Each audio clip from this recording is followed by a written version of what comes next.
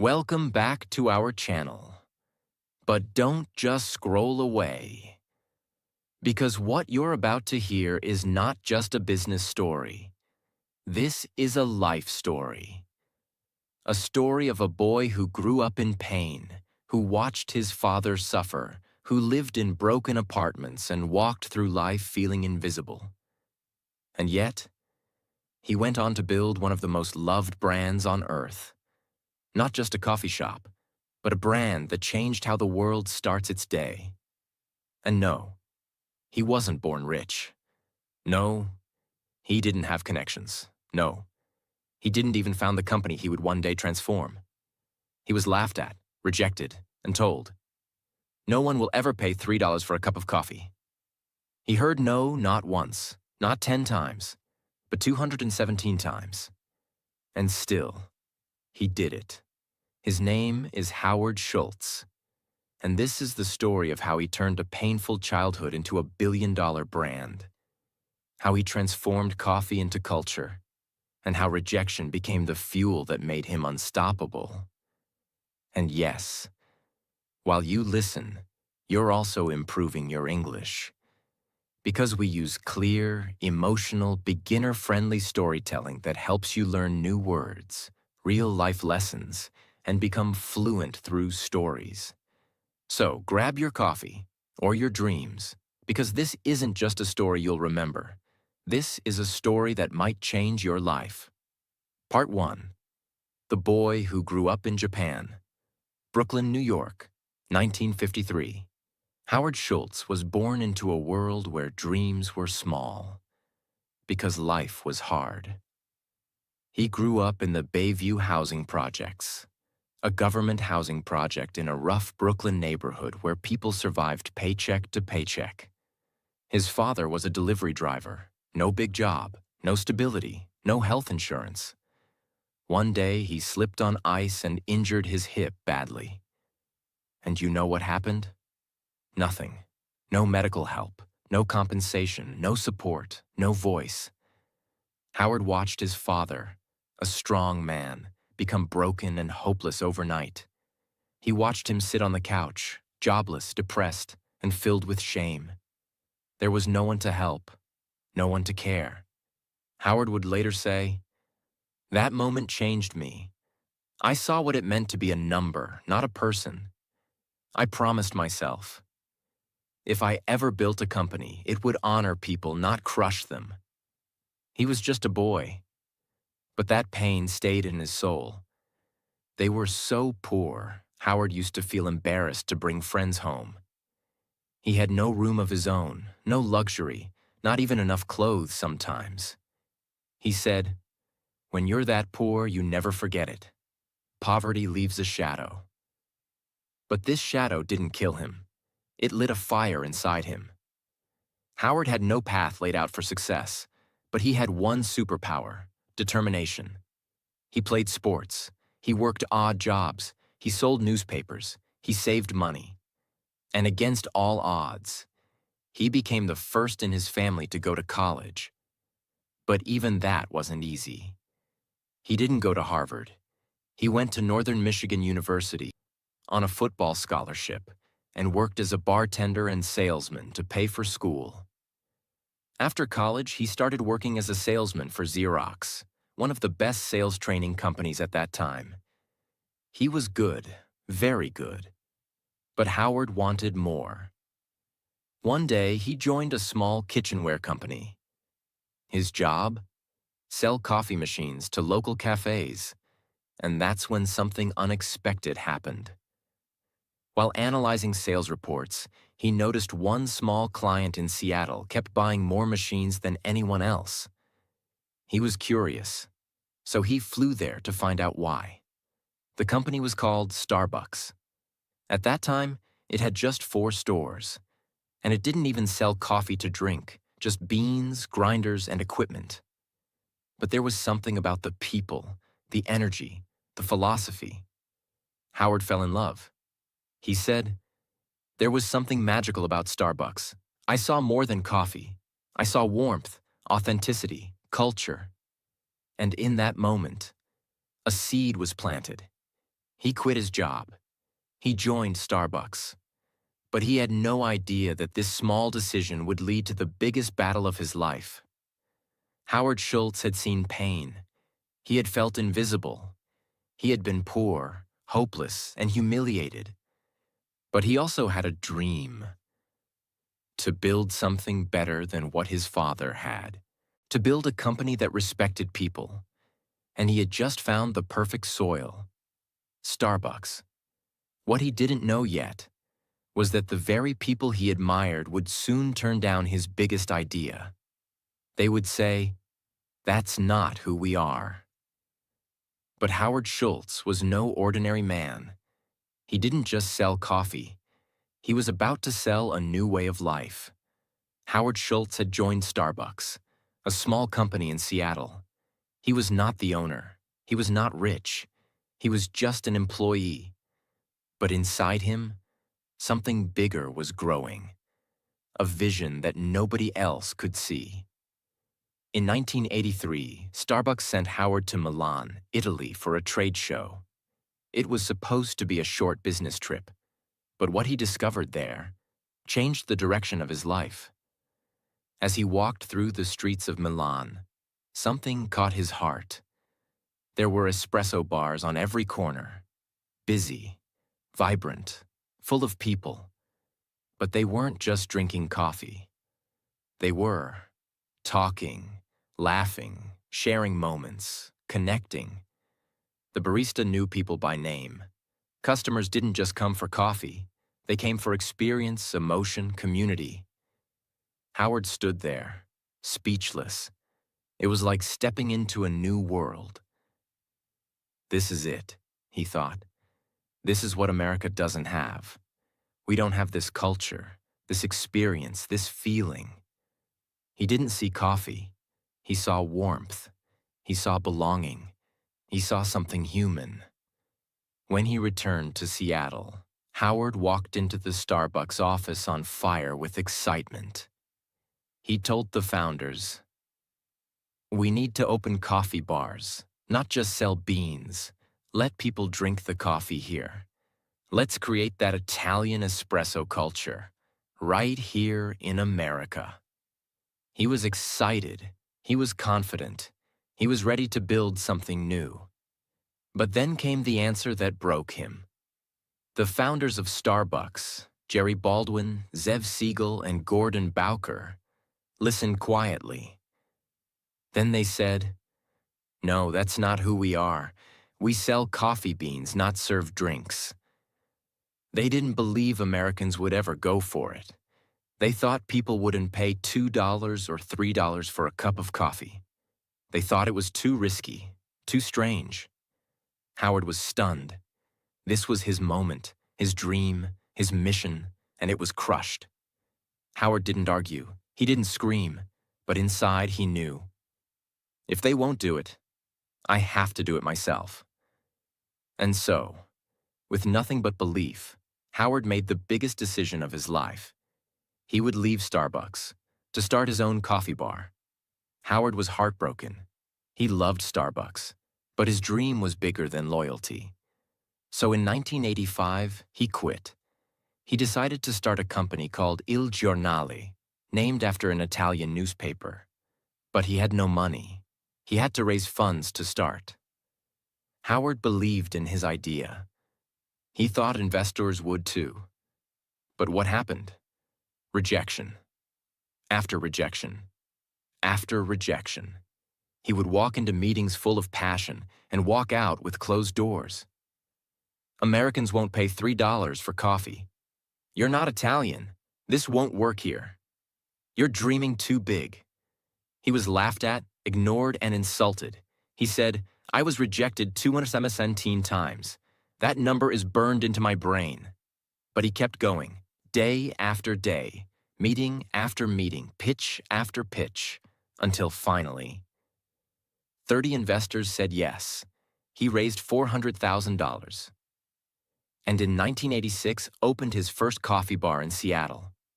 It wasn't just a coffee shop. It was a love letter to Italy. Howard made sure everything felt different. Italian music played softly in the background. Baristas remembered your name. You didn't just buy coffee. You had an experience. And guess what? People loved it. They didn't care that it was new. They didn't care about the price. They came for the feeling. Il Giornale became an instant hit. Howard proved them wrong. While Il Giornale was booming, something unexpected happened. The founders of Starbucks, the very people who said no, decided to sell the company. They were moving on. Starbucks was too small for them now. Howard saw a chance, a big one, a dangerous one. A dream that had once been denied to him was now up for sale. But there was a problem. In 1987, Howard found out the price. To buy Starbucks, he needed $3.8 million. That's about $10 million today. And Howard didn't have that kind of money. He was still small, still building. But this wasn't just a business move for him. This was personal. This was his dream. So once again, he went back into battle. He talked to every investor he could find. He begged, he pitched, he cried. He told them, "This is not just a coffee company. This is my life's purpose." Finally, after weeks of effort, he raised the money.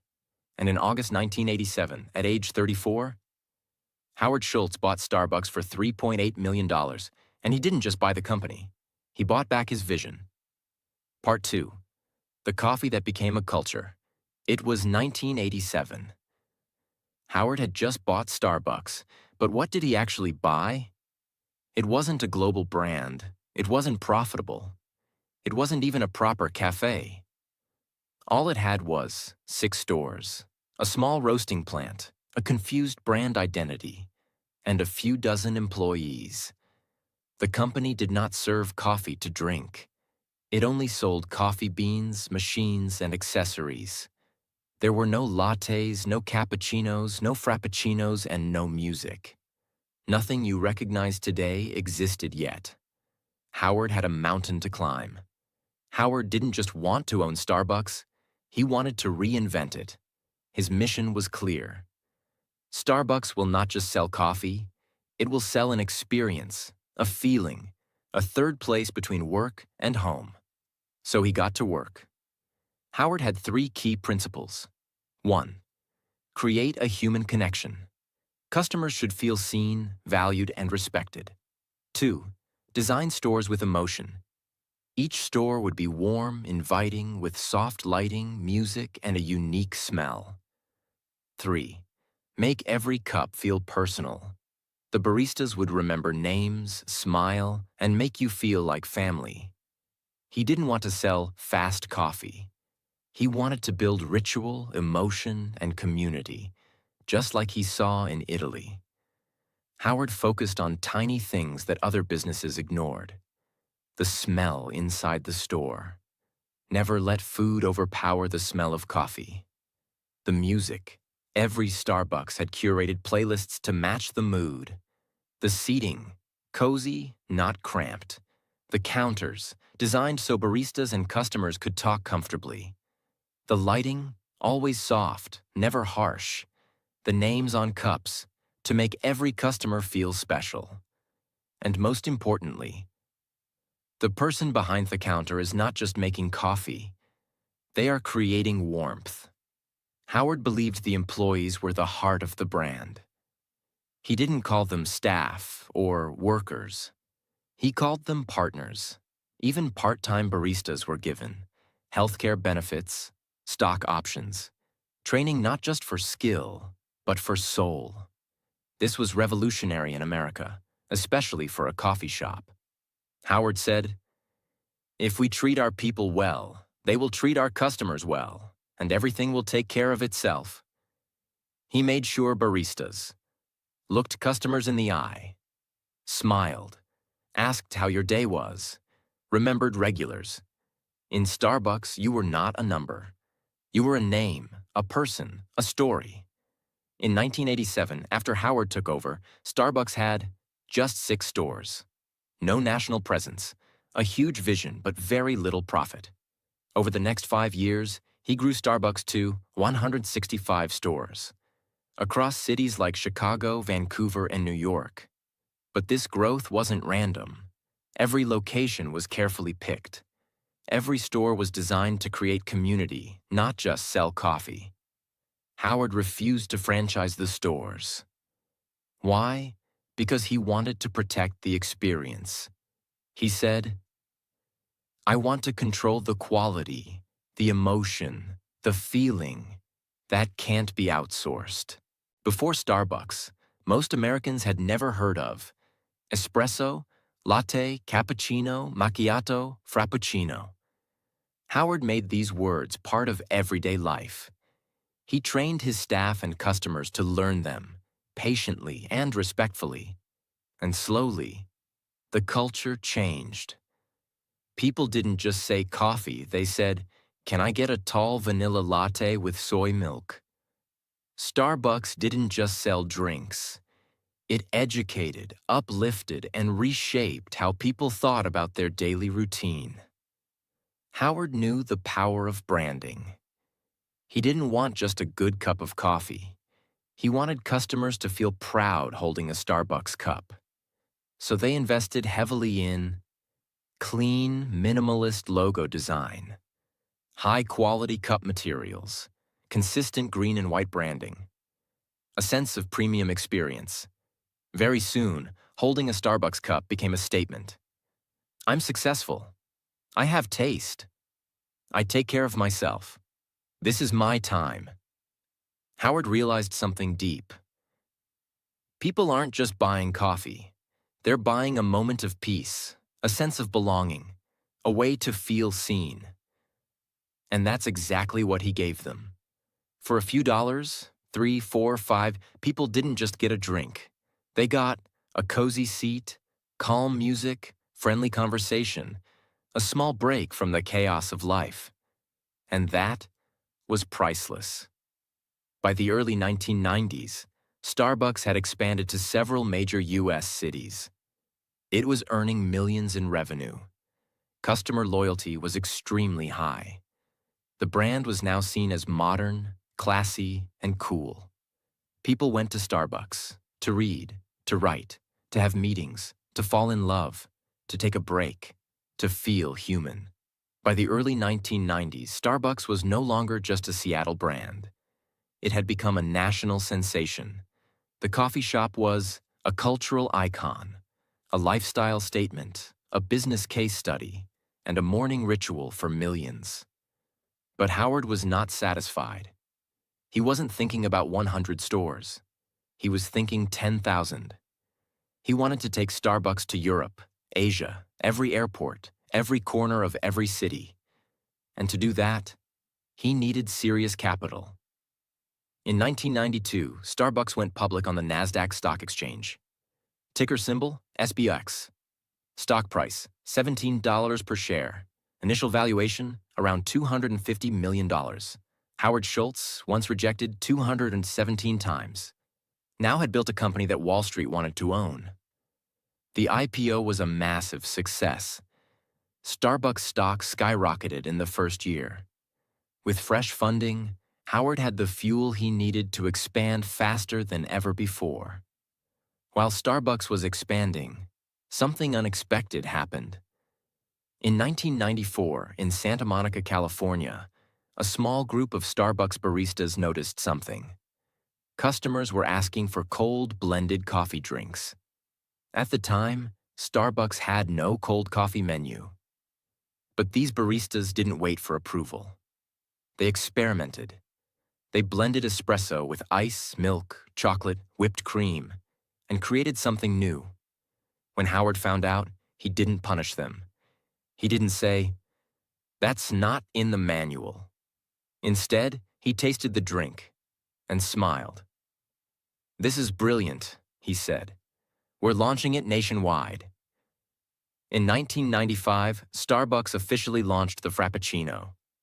It became an instant sensation, especially with younger customers. In its first full year, Frappuccino generated over $50 million in revenue. It wasn't part of the original plan. but it became one of Starbucks' most successful products of all time. With momentum building in the US, Howard now looked beyond American borders. His first international target? Tokyo, Japan. Why Japan? Because Japanese culture respected ritual, precision, and aesthetics. They had a growing interest in Western lifestyle. It was the perfect mix of tradition and modernism.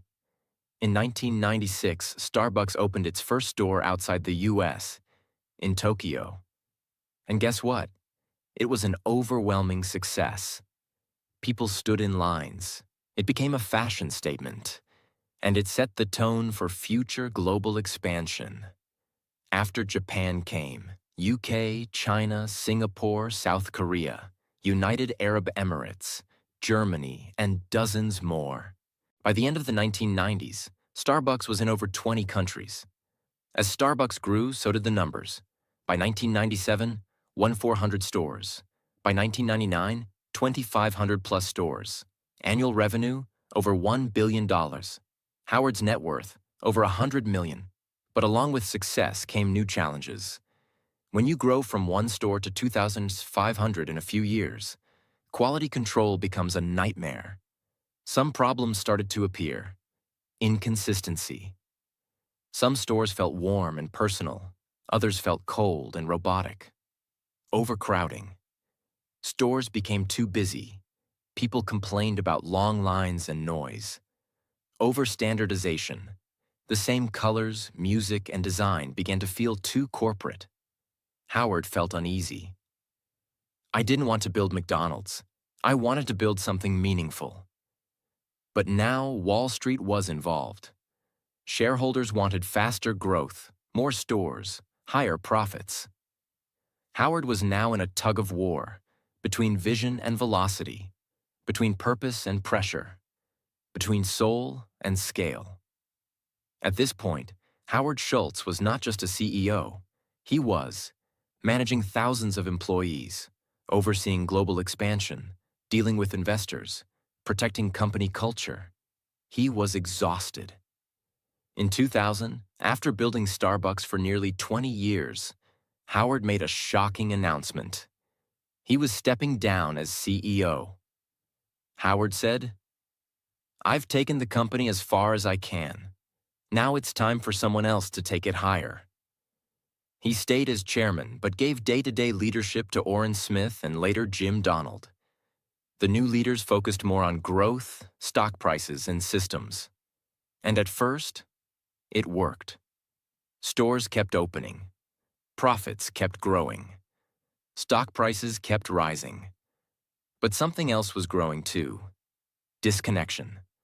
Howard would later say, "I walked into some stores, and I didn't recognize them. They were clean, busy, profitable, but something was missing." The soul of Starbucks, that warm, personal feeling, was fading. By 2007, cracks turned into shocks. The global financial crisis hit. Consumers were spending less. Critics began saying, "Why pay $4 for coffee in a recession?" Starbucks started closing stores, cutting jobs, facing public criticism. Its stock price dropped from $40 to $8, an 80% crash. And suddenly the company that once felt invincible looked like it might fall apart. Howard watched from the sidelines, helpless, frustrated, and heartbroken. But he wasn't done yet. Part 3. The Comeback of a Broken Dream. It's 2008. Starbucks is in trouble. The global economy is falling apart. The world is entering a financial crisis. People are losing their jobs. Families are cutting their spending. And suddenly, $4 coffee no longer feels like a small treat. It feels like a luxury they can't afford. Sales drop. Customer visits fall. Store traffic slows. Starbucks, once a symbol of modern culture, is now seen as overpriced, overrated, overexpanded. And the numbers are brutal. In 1 year, the stock falls from $40 to under $8. The company loses over $6 billion in value. Store closures begin. Hundreds of locations shut down. Thousands of employees are laid off. Morale collapses inside the company. The magic is gone. And behind the scenes, one man is watching. Heartbroken. Howard Schultz is no longer CEO. He stepped down in 2000. But he remained chairman, watching from a distance. He visits stores and feels a sharp pain in his chest. "This is not what I built," he whispers.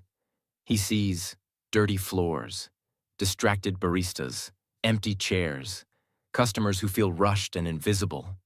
Everything he stood for, connection, experience, emotion, is fading fast. And then, one day, the board of directors comes to him and says, "Howard, we need you back." It's January 2008.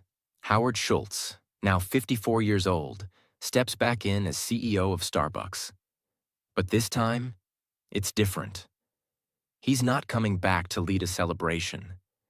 He's coming back to save a dying dream. And he knows the truth. This will be the hardest fight of his life. The world is in crisis. The media doubts him. The company is collapsing. And worse, the culture is broken. But Howard doesn't hide. He steps in with fire in his eyes and says to his team, "We are not in the coffee business serving people. We are in the people business serving coffee. And we've forgotten that." Howard begins with radical decisions. 1. Closes 900 stores. Yes, 900 stores across the US and abroad are shut down. Not because they didn't make money, but because they didn't reflect the brand's soul. 2. Fires thousands of employees. It breaks his heart, but he knows. If we don't cut now, we may not survive. 3. Halts all new store openings. Growth is paused. Focus returns to quality. 4. Cuts his own salary. He reduces his annual salary to $1 to send a message. "This is not about me. This is about saving us." 5. Retrains every single barista. Howard shuts down all 7,000 stores in the US for one day. It costs millions of dollars in lost revenue. But to him, it's worth it. That day, every Starbucks partner goes through espresso retraining. Howard says, "We're not just fixing technique. We're bringing back pride." Howard focuses on restoring the magic. Better espresso machines for consistency and flavor. No more microwaved sandwiches. The smell ruined the coffee aroma. More focus on eye contact, conversation, personalization. Redesigning stores, making them feel like real third spaces again. He also introduces new ideas. Free Wi-Fi in all locations. Mobile ordering for faster service. The Starbucks Rewards app, which becomes one of the most successful loyalty apps in the world. Howard also begins to shift Starbucks into a force for good.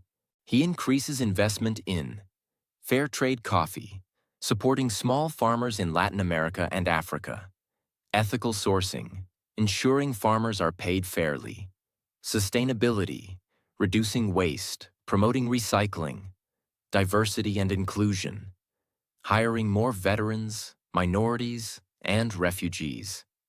He says, "Success is empty if you're not lifting others with you." And Starbucks becomes more than a coffee company again. It becomes a brand that stands for something bigger. By 2010, the world sees something incredible. Starbucks rises again. Here are the results. Revenue climbs back to $11.7 billion. Net income grows to $946 million. Stock price recovers to over 30. Customer traffic increases. Employee satisfaction rises. Brand trust is restored. From Wall Street to Main Street, people say the same thing. Howard Schultz saved Starbucks. But more than numbers, something else returns.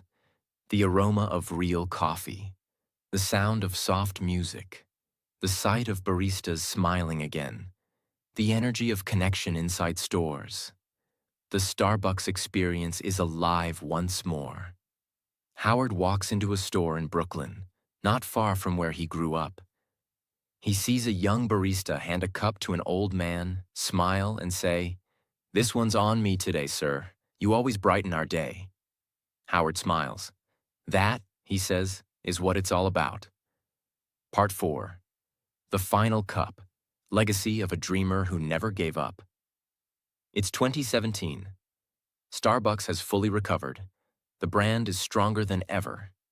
It has over 25,000 stores across the world, a market value of over $80 billion, over 300,000 employees, one of the most recognized logos on the planet, customers in more than 70 countries, a stock price that has grown by thousands of percent since its IPO. The Starbucks app is one of the most used mobile payment platforms in the US, even beating Apple Pay in some markets. But more than numbers, Starbucks has become a global habit, a part of people's lives. From students to CEOs, from Tokyo to Toronto, from Mumbai to Miami. People walk in, speak their drink out loud, and feel heard, seen, and valued. By now, Howard Schultz is in his early 60s. He often walks into stores quietly, unannounced. Sometimes he watches a single mother working on her laptop, sipping a latte. Sometimes he sees a homeless man being handed a warm coffee by a smiling barista. And sometimes he hears the sound of laughter, music, and peace. And he thinks, "This is exactly what I dreamed of. Not a product, a place, a feeling." He didn't want to build the biggest coffee company. He wanted to build the most human. And he did. Let's pause for a moment and look at the scale of what Howard built. Metric then, 1987. Now, 2017. Stores 6, 25,000 plus revenue.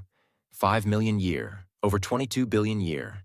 Employees, a few dozen over 300,000 countries, 1 US. Over 70. Stock price, IPO. 17 share, over 60 share company value.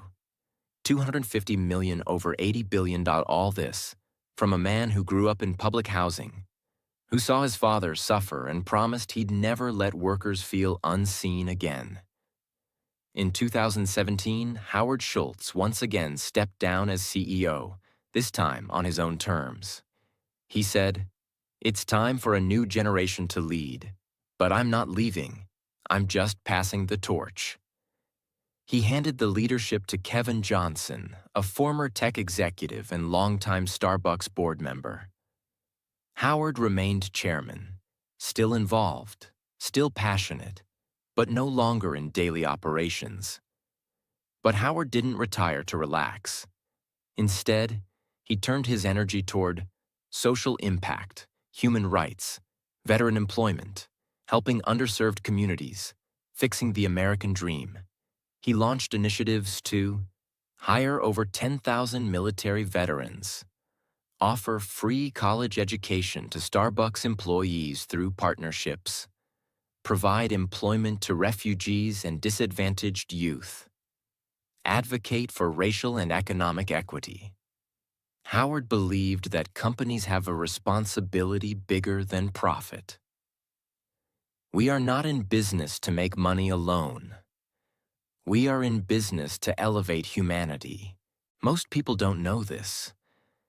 But Howard's desire to care for employees, build a warm company, and serve people with dignity came from personal pain.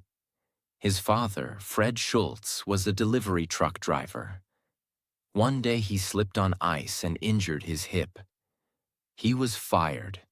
No compensation, no support, no respect. Howard was only 7 years old at the time. He never forgot how his father sat at home, broken, both in body and in spirit. I saw what happens when workers are invisible. Starbucks became the answer to that pain. So he built a company where even a part-time barista got healthcare, stock options, education, and dignity. In 2019, Howard announced he was exploring a run for President of the United States. Why? Because he believed that leadership meant service, not power. He wanted to bring the same human-first philosophy he used at Starbucks into the political world. Although he eventually dropped the idea, the message was clear. I was a poor kid from the projects. I built something that touched the world. So why not use that experience to heal even bigger things? Today, Howard Schultz is retired from Starbucks, but the culture he built still lives in.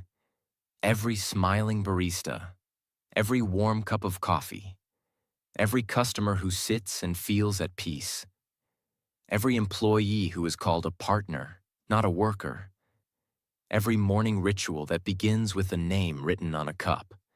He turned coffee into connection. He turned a commodity into a community. And he showed the world that you can build a billion-dollar company without losing your soul. What you can learn from Howard Schultz. 1. Your past does not define your future. A poor boy from the projects can build a global brand. 2. Rejection is not the end. It's the beginning. Howard was rejected 217 times before someone believed in him. 3. Lead with your heart, not just your head. Profit is important, but people are everything. 4. Your business is your legacy. Every decision you make leaves a mark on someone's life. 5. Success means nothing if your people feel invisible. Howard built a company to heal the pain he saw in his father's eyes. Howard once said, "Dream more than others think practical. Care more than others think wise. Expect more than others think possible. And don't be afraid to be the only one who believes." He believed. And because he believed, today, over 100 million people walk into Starbucks stores every week. Not just for coffee, but for comfort, connection, and a small piece of hope. And it all started with a boy who had nothing except a dream and a reason to never give up. This is the end of the Starbucks story. But this should be the beginning of your story. Maybe you have no money. Maybe your family never believed in you. Maybe you feel invisible. But remember this: if Howard Schultz could do it, so can you. Don't wait for permission. Don't wait for comfort. Don't wait for the world to clap. Start now. Build. Believe. Begin. Because your dream matters. And one more thing. This story wasn't just about coffee. It was about life, leadership, love, and legacy. It was told in simple English so that anyone, anywhere in the world, can understand it and feel inspired. So if you learned something today, if you felt something today, then share it. Because maybe someone out there needs to hear this story more than you can imagine. Thank you for listening. Thank you for dreaming. And thank you for believing.